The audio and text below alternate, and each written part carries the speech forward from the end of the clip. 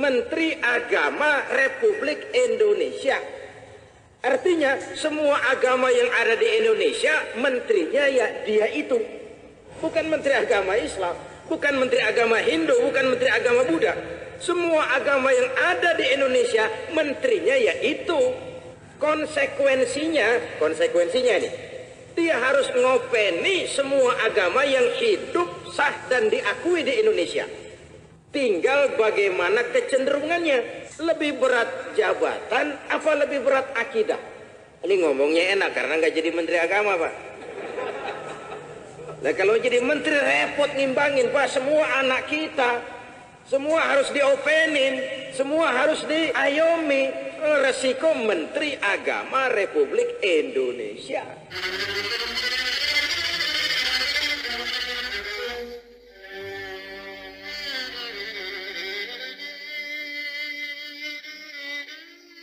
Bismillahirrahmanirrahim.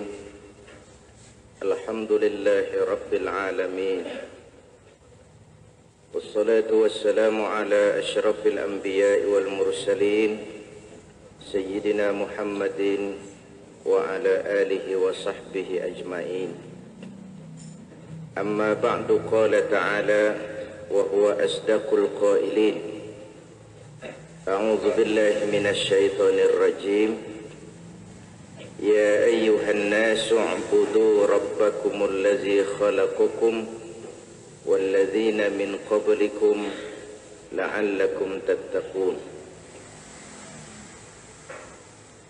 يا أيها الناس أي أهل مكة اعبدوا وحدوا ربكم الذي خلقكم أنشأكم ولم تكونوا شيئا وخلق الذين من قبلكم لعلكم تتقون بعبادته عقابه ولعل في الأصل للترجي وفي كلامه تعالى للتحقيق والله أعلم بالصواب.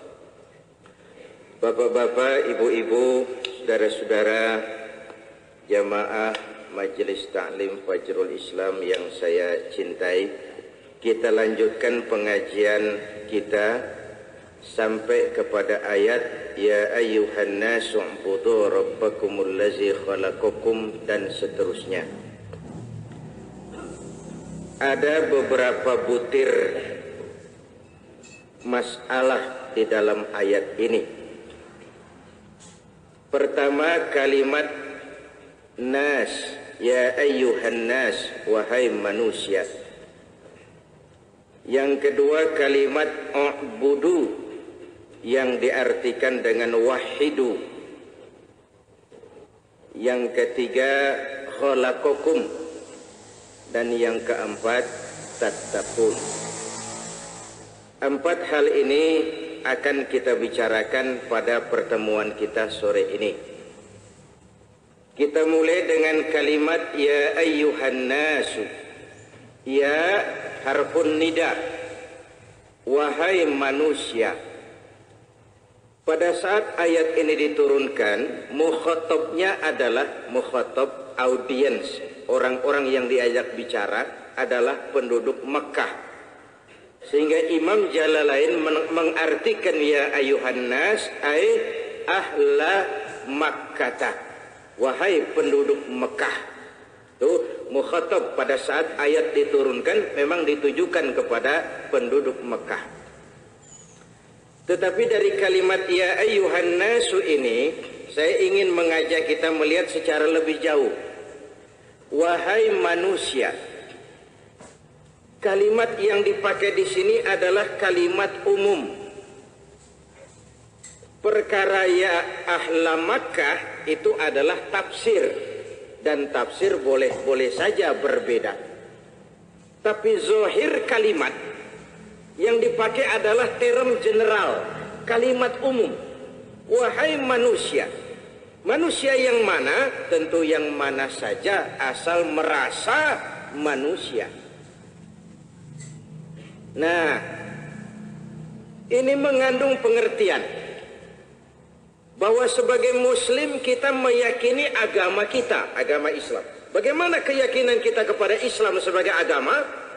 Pertama, kita yakin Islam adalah satu-satunya agama yang benar. Ini keyakinan pertama.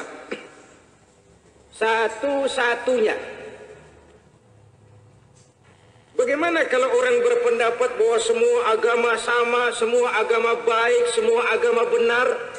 Boleh, tapi jangan titik sampai di situ. Koma doang.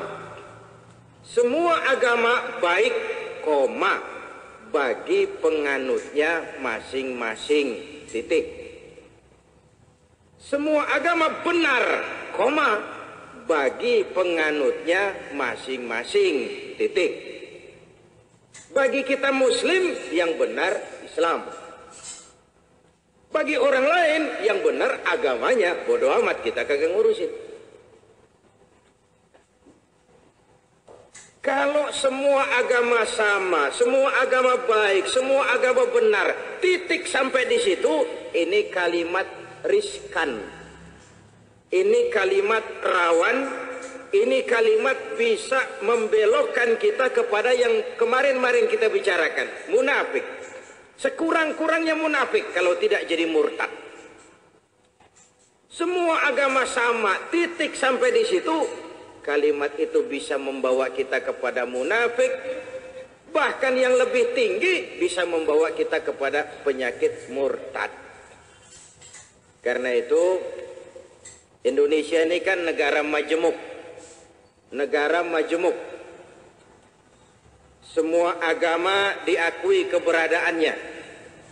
Saling menghormati, saling menghargai. Tapi tetap ada couplingnya. Toleransi itu ada batasnya.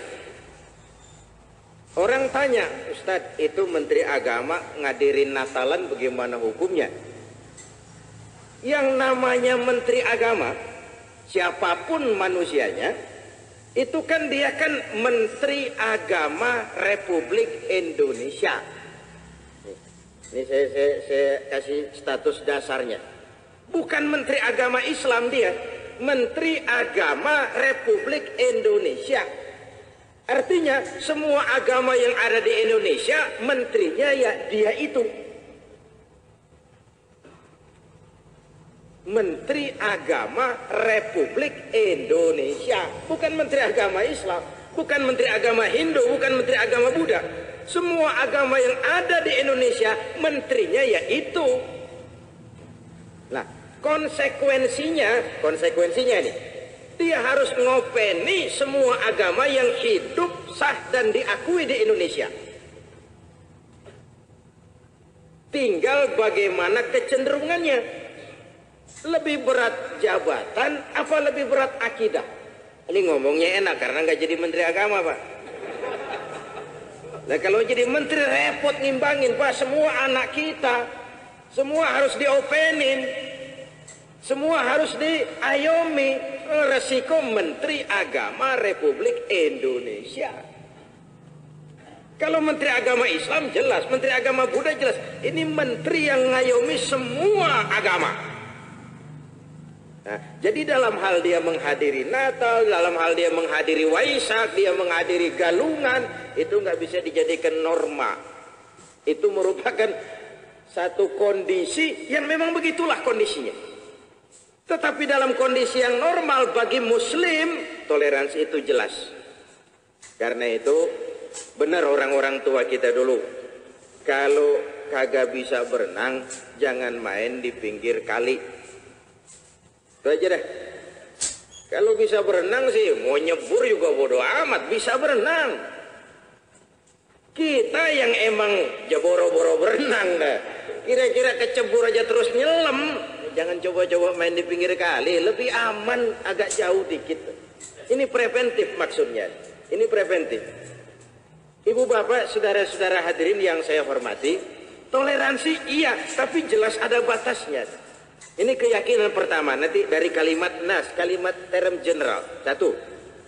Yang kedua, kalimat ini mendatangkan keyakinan dalam diri kita bahwa Islam adalah agama untuk seluruh manusia.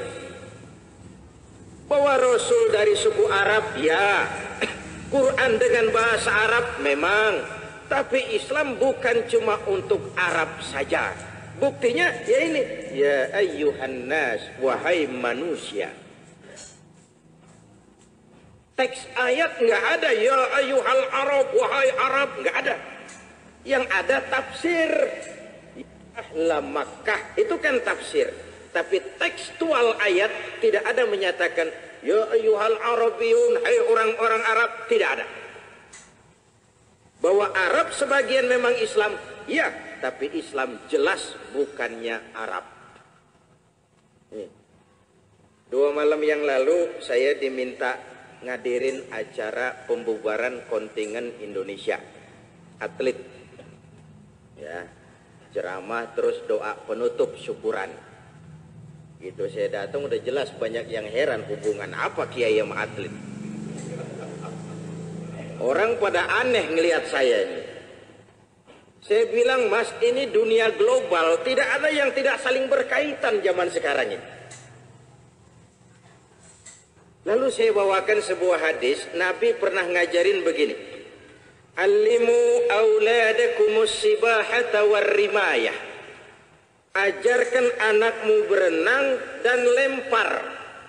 Lempar itu bisa lempar lembing, bisa lempar cakram, bisa tolak peluru, itu kan lempar juga namanya.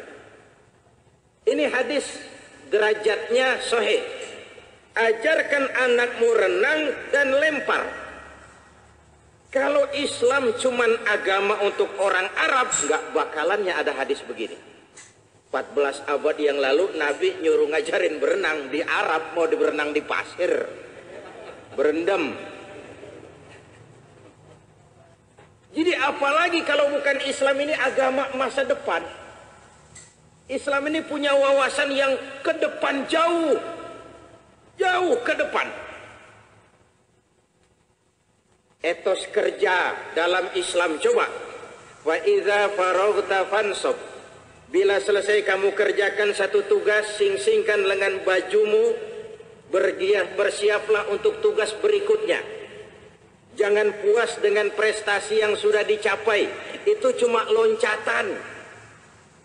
Bahkan saya bilang nanti event 2 tahun mendatang saya game di Brunei, itu kesempatan untuk membuktikan bahwa Indonesia bukan juara kandang.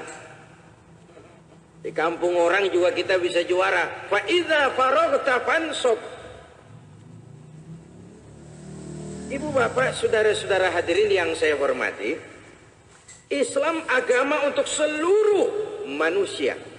Mengikuti Islam bukan berarti mengikuti Arab, bukan. Islam ya Islam, Arab ya Arab. Bahwa Arab sebagian besar Islam memang, tapi Islam jelas bukannya Arab. Ini kalimat ya ayyuhan nas, wahai manusia. Kalau begitu Islam agama untuk seluruh manusia. Karena itu kita harus memilih mana yang sunnah, mana yang tradisi Arab. Yang kita perlukan itu kan mentradisikan agama, bukan mengagamakan tradisi. Agama kita jadikan tradisi, itu yang perlu, bukan tradisi dijadikan agama. Ini keyakinan yang kedua. Lalu yang ketiga, Islam adalah agama terakhir, dibawa oleh Rasul terakhir. Tidak ada agama sesudah Islam dan tidak ada Rasul sesudah Muhammad Sallallahu Alaihi Wasallam. Ini keyakinan. Ini nggak bisa digoyah-goyah. Agama apapun yang timbul setelah Islam nggak ada urusan sama kita.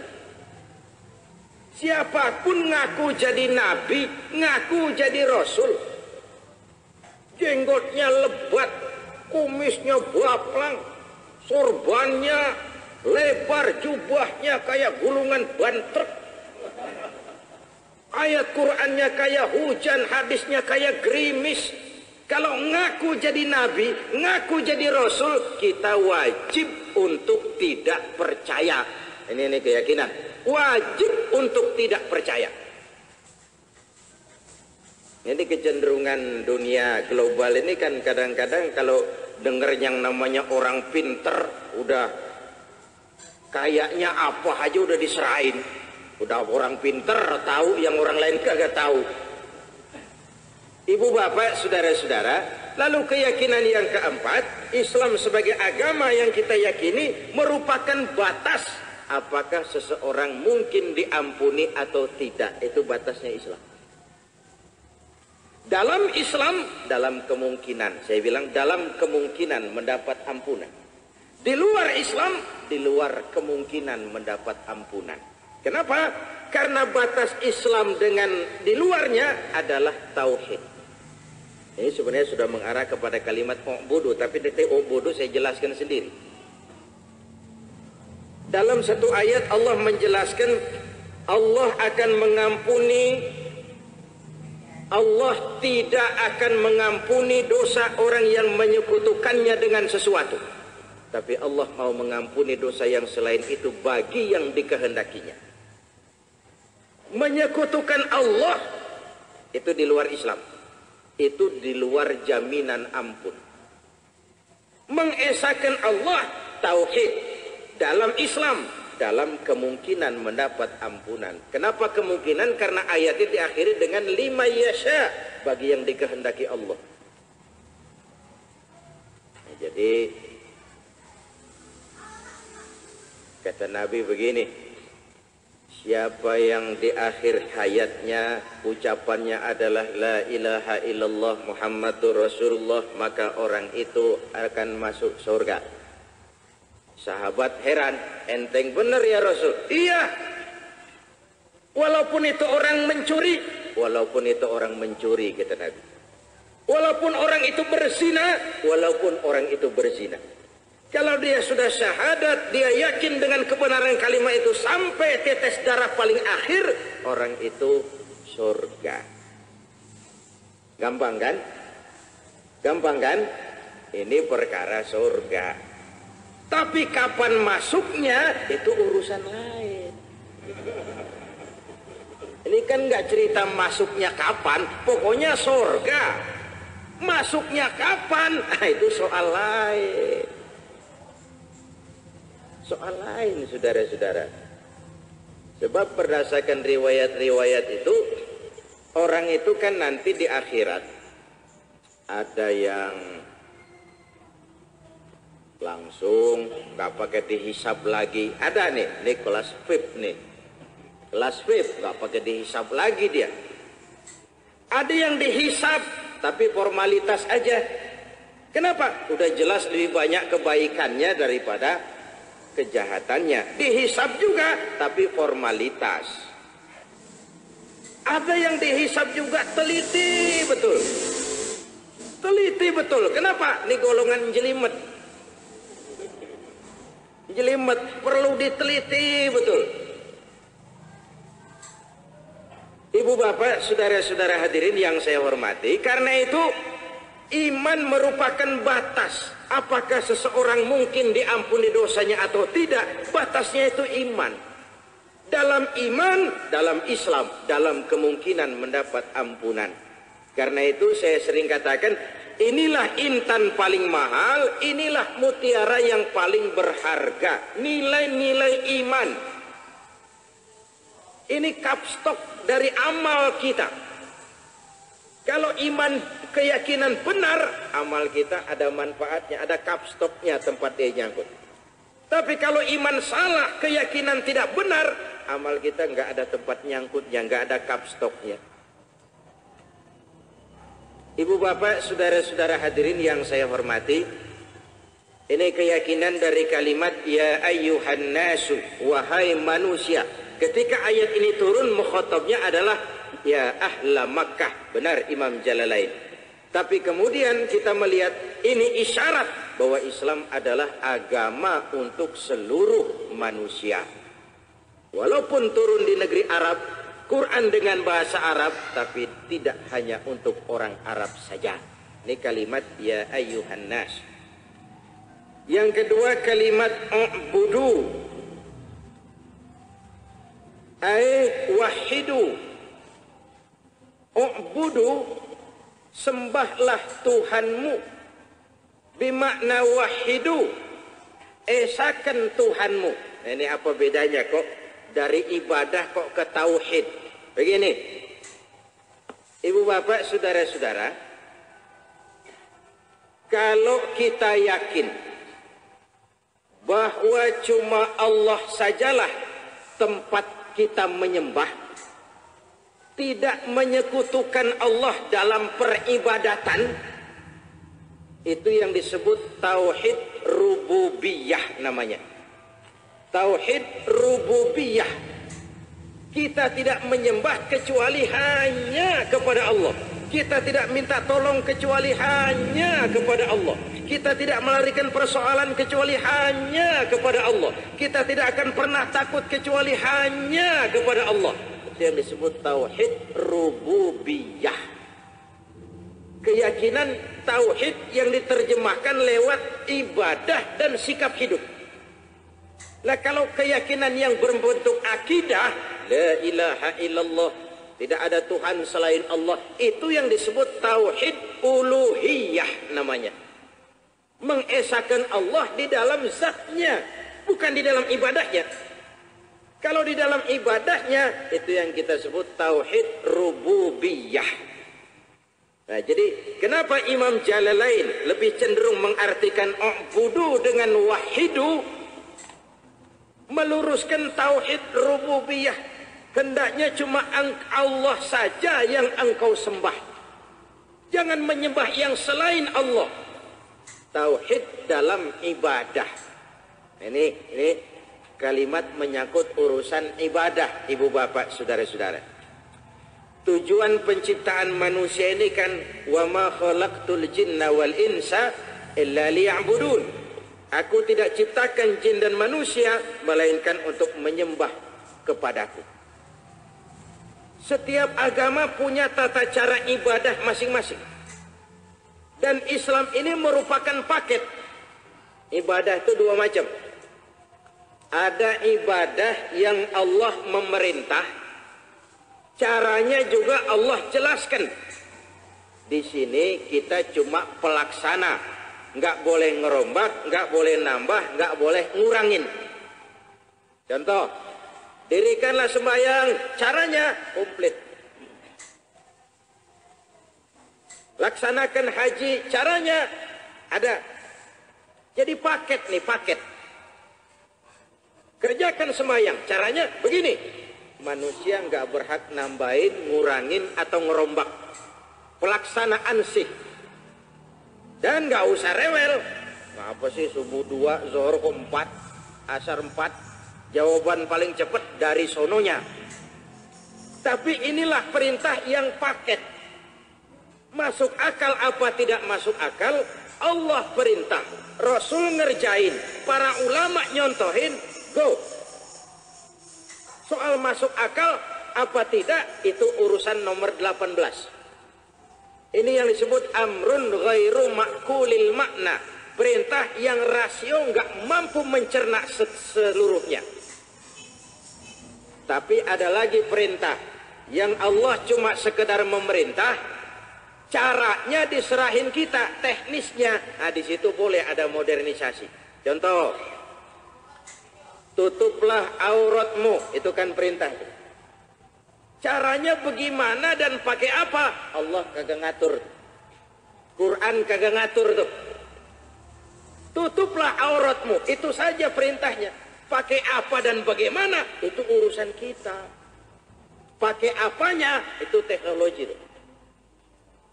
Dulu zaman Tarsan pakai alang-alang. Iya tuh. Masuk zaman Jepang pakai karung goni. Sampai zaman nikah, zaman Belanda, kain pepe yang kalau ditajin kaku banget tuh. Saringan apa? Saringan tahu. Nah, sekarang ini sudah macam-macam, ya. Pakai apa? Itu teknologi, budaya manusia. Bagaimana? Itu juga budaya manusia. Mode itu kan perkara bagaimananya, itu mode. pakai apanya? Itu teknologi. Ini perintah yang Allah cuma memerintah, caranya diserahin kita. Di sini kita kudu pinter, termasuk haji ya. Kalau soal pelaksanaan ibadahnya itu paket. Tapi pakai apa kita yang dari Jakarta nyampe Mekah, itu urusan kita tuh. Urusan budaya. Mau berenang boleh. Dari Priuk sampai Jeddah boleh. Paling kembung sampai sana. Itu urusan kita, urusan budaya. Tapi ibadahnya itu paket. Dari sononya sudah ditata begitu rupa. Makanya haji nggak boleh ada modernisasi. Pak, bagaimana kalau keliling Ka'bah itu dibikin eskalator aja? Jadi orangnya diem, eskalator yang jalan, kan nggak capek tuh. Ya, tawafnya sih tawaf ya. Tapi apakah itu napak tilas? Ini soalnya. Pak, bagaimana kalau di Padang Arafat dibikin flat saja? Flat besar perumahan gitu, pakai AC semua, kan wukufnya enak. Ibu bapak, saudara-saudara hadirin yang saya hormati, ini saya katakan tadi, ibadah yang Allah perintah dan Allah jelaskan caranya, itu paket. Kenapa begitu? Bukan urusan kita. Apa hikmahnya? Boleh kita cari. Tapi sejauh-jauh pencarian kita tetap akan berujung kepada wallahu a'lam. Jadi ayat ini setelah seruan hai manusia, sembahlah Tuhanmu. Sembahlah Tuhanmu saja. Wahidu. Jangan menyembah yang bukan Tuhanmu. Jangan dalam menyembahnya kau campur dengan menyembah yang lain. Jangan. Kadang-kadang keyakinan kita kan suka begitu juga, goyah. Satu sisi tahajud sih tahajud, tapi rasanya kurang mantap kalau belum ketemu mbah.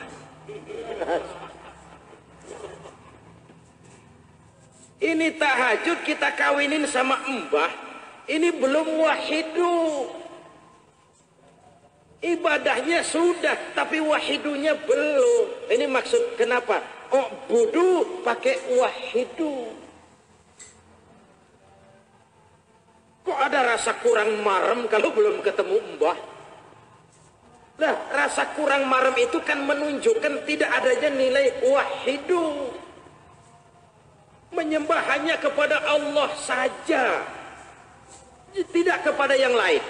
Tidak kepada yang lain. Wahidu, u'budu bimakna wahidu. Ibu bapak, saudara-saudara hadirin yang saya hormati, ibadah itu ada dua dalam bentuknya ya. Ada ibadah ritual, ada ibadah sosial. Ibadah ritual disebut ibadah mahdhah, ibadah langsung antara kita dengan Allah. Adapun ibadah sosial kepada Allah juga, cuman lewat saluran kehidupan bermasyarakat.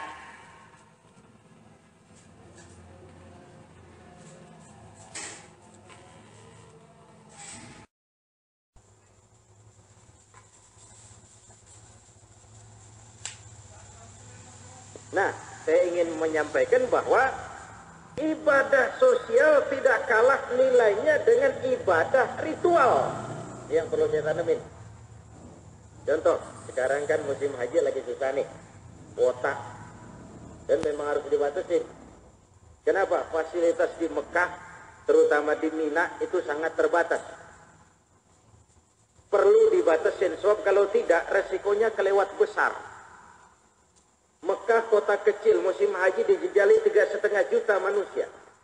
Mina itu kota 3 hari dalam setahun. Dalam setahun cuma 5 hari ramainya tuh kota. Fasilitasnya kurang. Ibadah haji itu ibadah mulia, pahalanya luar biasa, tapi kan wajibnya cuma sekali seumur hidup. Kalau sudah, Boya lihat tetangga kita 7 kali kita pergi haji, itu mati juga nggak bakal ditulis di atas batu nisan Fulan bin Fulan haji 7 kali. Enggak. Ini di luar yang jadi petugas pembimbing. Nanti saya pidato begini, di belakang ada yang ngomel, dia sendiri sabuan tahun begitu. Usil aja sih. Ya, selain diajak, membimbing jamaah. Selain membimbing, juga pembinaan jamaah. Pembinaan jamaah. Nah, buat yang di luar itu yang saya maksud. Bisa saja 4-5 kali kita ke Mekah, terhalang masuk surga lantaran di sebelah rumah kita ada anak yatim merintih kelaparan. Kita tahu, kita mampu, kita diam saja. Bisa saja itu yang mengganjal kita untuk sampai ke dalam surga. Bisa saja.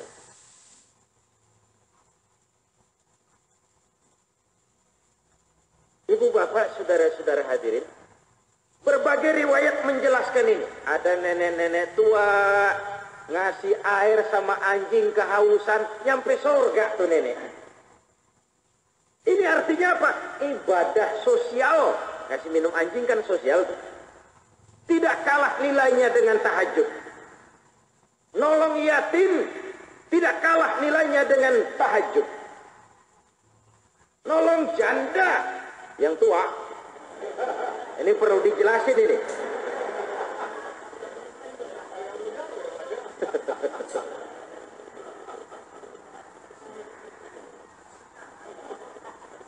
Ya tergantung niatnya. Kalau niatnya, cuman biasanya kalau jandanya mudaan, niatnya jarang yang lempeng biasanya. Niatnya niat tos-tosan itu Pak. Niat tos-tosan. Ibadah sosial itu tidak kalah nilainya dengan ibadah ritual. Jadi kalau tertutup jalan ke arah ibadah ritual, kenapa tidak kita alihkan kepada ibadah yang sosial tadi? Ini yang saya maksud. Ini yang saya maksud. Kalau tertutuplah pintu ke arah ibadah ritual, kenapa tidak kita salurkan lewat ibadah yang sosial? Padahal nilainya tidak kalah dengan ibadah ritual itu tadi. Ibu bapak, saudara-saudara hadirin yang saya hormati, tujuan penciptaan manusia adalah untuk ibadah. Ibadah itu ada yang langsung kepada Allah, namanya ibadah ritual. Ada yang tersalur melalui kehidupan sosial kemasyarakatan, namanya ibadah sosial. Nilainya sama. Nilainya sama. Nah, ibu bapak dan saudara-saudara, jadi bagaimana cara kita beribadah, itu udah paket. Di sini bedanya agama samawi dengan agama budaya. Kalau agama budaya, ibadah mereka bikin sendiri. Kenapa? Tuhannya mereka temuin sendiri. Mereka percaya di pohon ada kekuatan. Lahirlah upaya pendekatan kepada kekuatan yang ada di pohon itu. Lalu malam-malam tertentu, dia bikin ibadah sendiri. Dia bawa lisong, dia bawa telur 7, dia bawa kembang 7 rupa. Dia taruh di bawah pohon itu. Mbah, ini ayam putih, ayam belang. Nah, dari sejak zaman dulu keyakinan selalu membawa tata ibadah tersendiri. Terlepas dari bahwa itu menyimpang ya, tapi keyakinan mendorong seseorang untuk berhubungan dengan yang dia yakini. Ini kan intinya. Keyakinan seseorang kepada sesuatu mendorong dia untuk melakukan hubungan, berhubungan dengan yang dia yakini itu. Dia yakin di pohon waru itu ada Mbah Jembrong. Mbah Jembrong itu kesukaannya apa? Petek. Ya biar susah dia cari itu petek. Keyakinan mendorong seseorang untuk melakukan hubungan dengan yang dia yakini itu. Ini sejak zaman primitif. Kita lihat nenek moyang kita begitu, suku-suku Dayak di pedalaman begitu. Asal keyakinan melahirkan tata cara peribadatan sebagai media komunikasi antara dia dengan yang dia yakini. Nah, dari sini kita ambil kesimpulan bahwa Tuhan dengan agama nggak boleh pisah, nggak boleh dipisah. Nggak bisa Tuhan yes, agama no, nggak bisa. Tuhan dengan agama itu paket. Di zaman sekarang ada tuh yang namanya orang-orang akustik. Tuhan yes, agama no. Sama Tuhan percaya, agama bikin sendiri. Tata cara peribadatan bikin sendiri. Tuhan diatur. Nah, dalam logika yang sederhana kan pernah saya sampaikan. Saya kepengen dekat sama gubernur. Bagaimana caranya? Ya, saya harus ikuti jalan yang telah diatur oleh protokolernya gubernur. Mirip-miriplah para nabi dan rasul itu protokolernya Allah. Ada tata tertib, ada tata cara. Nggak bisa mau ketemu gubernur bikin aturan sendiri. Apa mbahmu gubernur itu? Tuhan dan agama itu paket. Nggak bisa Tuhan yes, agama no. Nggak bisa. Itu merupakan paket. Ubudu wahidu. Hendaklah engkau punya tauhid rububiyah. Apa tauhid rububiyah? Hanya menyembah Allah saja. Tidak mengkombin. Tidak mengawinkan dengan yang lain. Tidak mengawinkannya. Ya tadi itu sudah saya kasih contoh. Tahajud ya tahajud. Tapi belum marem kalau belum ketemu buah kakung. Ini namanya tidak wahidu. Tidak. Tauhid rububiyahnya masih harus diservis. Tauhid rububiyahnya. Sebab di dalam penyembahannya kepada Allah, dia masih mengundang yang lain. Nah, jadi kita sudah yakin tidak ada Tuhan selain Allah. Iya, orang yang begitu itu kalau sama Allah sembahyang tapi sama mbah jalan terus bagaimana? Tauhid uluhiyahnya benar, tapi tauhid rububiyahnya rusak. Dan itu perlu diservis. Perlu diservis. Ibu bapak, saudara-saudara hadirin yang saya hormati, kenapa kita perlu menegakkan tauhid rububiyah? Hanya menyembah kepada Allah saja. Kenapa? Sebab Rabbukum itu Tuhan yang kau sembah dengan tauhid rububiyah tadi, allazi khalaqakum, dialah Tuhan yang telah menciptakan kamu. Enggak ada yang lain yang menciptakan kamu. Cuma dia itu. Maka cuma dia itu sajalah yang pantas kamu sembah. Mafhum mukhalafahnya, jangan menyembah yang tidak menciptakan kamu. Ini kan rasio. Jangan menyembah yang tidak pernah menciptakan kamu. Mencipta lain dengan membuat. Dalam pengertian Allah, mencipta itu dari tiada kepada ada, zonderbahan. Zonderbahan. Kalau membuat, prototipnya sudah ada, bahannya juga disediain. Di sini bedanya, manusia juga disebut pencipta, pencipta lagu. Kenapa? Apa bedanya? Manusia walaupun namanya mencipta, tapi ada bahannya. Mencipta lagu kayak ngelamun dulu, ya, ngerancang dulu. Saya mau rekaman kaset biasanya tuh nyepi dulu, merokok lepas, kelepus. Apa yang lewat nih? Mencipta juga sebab dari tiada kepada ada, tapi kan ada penyangganya. Nah, Allah mencipta nggak pakai bahan, nggak pakai proses, nggak pakai ngelamun dulu, nggak pakai nyari inspirasi. Kali dah Tuhan mau bikin Nabi Adam melamun dulu bagaimana modelnya? Enggak tuh, enggak. Kalau Allah mau sudah diciptakan kun. Proses yang lewat kun, ini proses yang non eksakta dan tidak bisa diteliti secara ilmiah. Bagaimana proses terjadinya Adam menurut antropologi budaya? Buntu. Di situ otak harus tahu diri. Ini bukan wilayahmu, tak. Prosesnya lewat kun. Mau diilmiahkan model apa? Dari tiada menjadi ada. Itu yang disebut mencipta. Nah kalau kita ini umumnya bukan mencipta, membuat. Dari bahan yang sudah ada, prototipnya juga ada, kita buat. Pakai bahan. maaf, agak vulgar, anak kita saja. Anak kita bakal keluar kulit putih apa hitam kelem. Kita juga nggak ngerti. Ya bikin-bikin aja emang dari dulunya begitu. Ini sesuatu yang ada prosesnya tapi hasil akhirnya kita nyerah juga. Hasil akhirnya kita nyerah juga.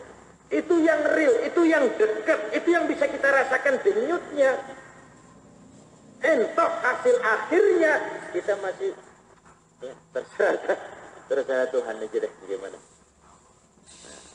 Ibu bapak, saudara-saudara hadirin yang saya hormati, Allah mencipta kita. Bukan yang lain yang menciptakan kita, Allah. Cuma Dia. Karena itu pantas cuma Dia juga yang kita sembah. U'budu wahidu rabbakumul ladzi khalaqakum. Jangan menyembah Tuhan yang tidak pernah bikin kamu. Cuma Tuhan yang bikin kamu saja yang harus kamu sembah. Kira-kira bahasa langsungnya begitu. Ngapain sih nyembah yang kagak pernah bikin kamu? Bodoh amat caranya itu. Cara kasarnya gitu. Yang harus kau sembah itu yang bikin kamu dong. Yang gak bikin kamu yang gak usah disembah dong. Ibu bapak, saudara-saudara hadirin yang saya hormati. Saya pernah ungkapkan di pengajian kita ini bahwa berhala-berhala gaya baru, berhala-berhala zaman kini sering gentayangan di sekitar kita. Kalau Allah sudah kita jadikan nomor 2, atau yang selain Allah kita jadikan sebagai tujuan akhir dari kegiatan hidup kita, itulah berhala kita. Sesuatu yang bukan Allah, apakah dia bernama pangkat, jabatan, kedudukan, harta. Kalau itu sudah kita jadikan tujuan akhir dari hidup, menyingkirkan Allah, itulah dia berhala kita. Jadi jangan, inilah kita kalau melihat maksiat zahir, seakan-akan kita bersih, padahal maksiat batin. Maksiat batin itu lebih bahayanya lebih besar daripada maksiat zahir. Jadi saya kembali, kenapa Imam Jalalain mengartikan u'budu dengan wahidu? Sudah saya jelaskan. Kenapa cuma Allah saja yang perlu kita sembah? Sudah dijawab oleh ayat, karena wallazi khalaqakum. Dialah Allah yang telah menciptakan kamu. Dari tidak ada menjadi ada. Setelah ada, dibaguskan bentuknya. Dikasih panca indera yang cukup. Ditunjukkan ini jalan baik, ini jalan lurus. Kalau sudah demikian, pantas dong Allah minta pertanggungan jawab. Nah, itu logikanya nanti ke sana. Itulah berkaitan dengan keadilan Tuhan. Kita ini kan mau jahat, mau baik kan udah ada di sononya. Kenapa kita diadilin lagi di akhirat? Ini. Kita dikasih otak, dikasih panca indera, dikasih bekal hidup, diutus Rasul, ditunjukkan jalan benar dan salah. Dan kita bisa membedakan, pantas kalau ada pertanggungan jawab. Pantas kalau Allah menuntut keadilan. Pantas kalau kita juga harus bertanggung jawab. Ibu bapak, saudara-saudara hadirin yang saya hormati. Karena itu, orang ada yang bilang, Pak, kenapa di akhirat kita diadilin? Toh kita jahat, kita baik kan sudah ada di sononya. Loh, yang di sononya itu tahu nggak kita? Nggak tahu. Ya kalau nggak tahu nggak usah ngomong. Kenapa kita minta doa panjang umur?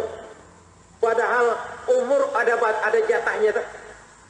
Tapi nggak kapoknya orang kalau doa, Allahumma tawil umri, panjangkan umur saya. Pertama, jawabannya ini pertama, umur udah ada batasannya itu pasti. Tapi kita nggak dikasih tahu.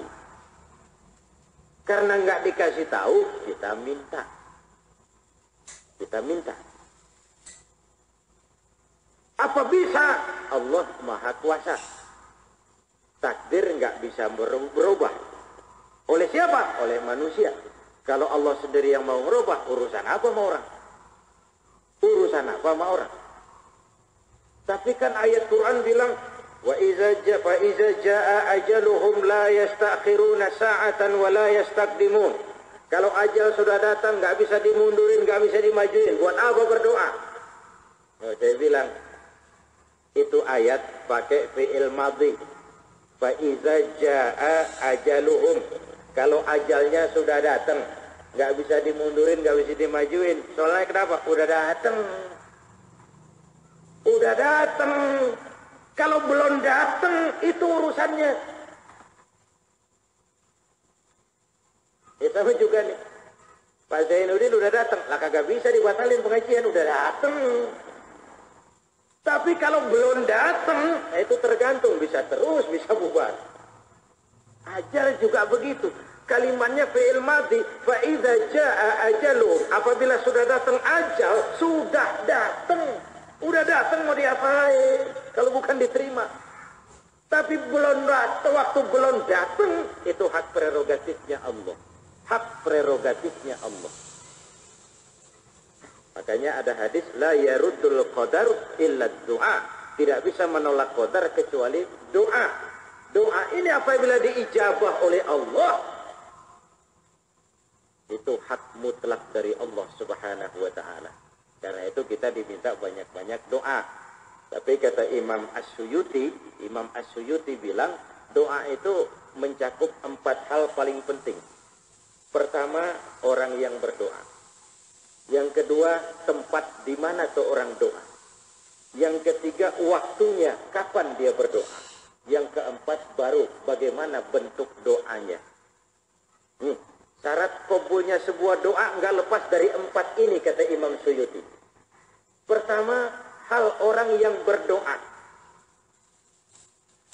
Kita bisa aja baca yang orang lain baca, tapi hasilnya enggak kayak orang lain.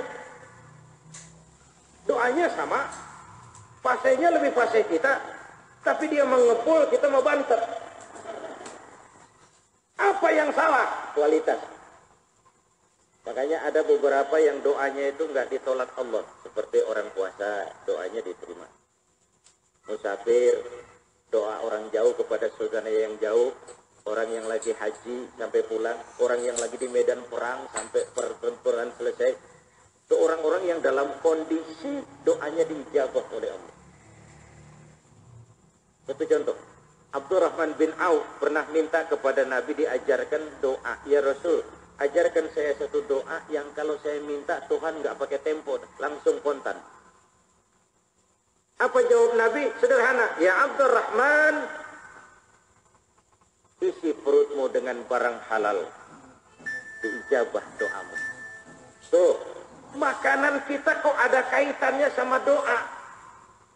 Nah kalau perut diisinya haram melulu, bagaimana doa itu mau naik? Berat ya, digandolin nama dosa. Berat, kagak ngangkat doanya, nggak ngangkat. Yang kita makan, yang kita minum, melepuh mulut kita minta, digandolin sama yang kita makan.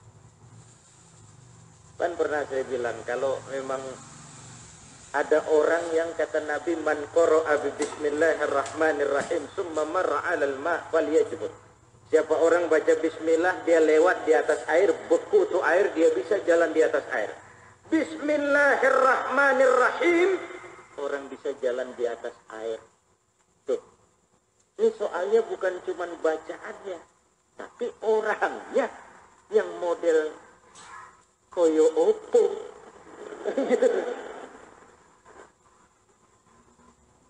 Lah kayak kita kelem, bobot kita ini berat oleh lapisan dosa kita. Ini menyangkut hal orang yang berdoa. Yang kedua, tempat. Ada tempat-tempat istimewa, tempat-tempat mustajabah. Ya, di Mekah sana misalnya, di Multazam, Hijr Ismail, Maqam Ibrahim, Zamzam, Uhud, Raudhah dan sebagainya. Di negeri kita, doa di mihrab. Sama di rumah lain. Di sini insya Allah lebih cepat diijabah. Kenapa? Di sini orang sujud dulu. Kalau di rumah kita ada yang buang air kecil, ada yang segala macam. Tempat itu juga menentukan. Yang ketiga waktu dia berdoa itu, kapannya itu, when-nya itu. Sepertiga malam yang akhir itu waktu-waktu yang paten. Antara azan dan qomat paten. Waktu hujan turun paten. Angin bertiup, petir menyambar paten. Ibu bapak, saudara-saudara, waktu. Malam Jumat berdoa lain sama malam Minggu. Lain. Waktunya itu. Yang keempat baru doanya yang dibaca tuh doanya dia bikin sendiri. Doa bener apa doa-doaan? Yang doa terbagus yang diajarkan Quran, Rabbana hablana dan Rabbana atina dan seterusnya. Yang kedua yang diajarkan baginda Rasul. Yang ketiga yang diijazahkan oleh para ulama, guru-guru dan orang yang kita yakini kredibilitas kepribadiannya. Yang keempat baru dah supaya mantap doa sendiri. Tapi tetap diawali dengan etika dan adab-adab doa yang kita akan bicarakan pada waktu tertentu nanti. Jadi ibu bapak, saudara-saudara, sudah isya baru sampai ubudu rabbakumul ladzi khalaqakum. Kita lanjutkan insyaallah Sabtu depan, wallazina min qablikum la'allakum tattaqun. Wallahu a'lam bissawab. Terima kasih dan mohon maaf. Wassalamualaikum warahmatullahi wabarakatuh.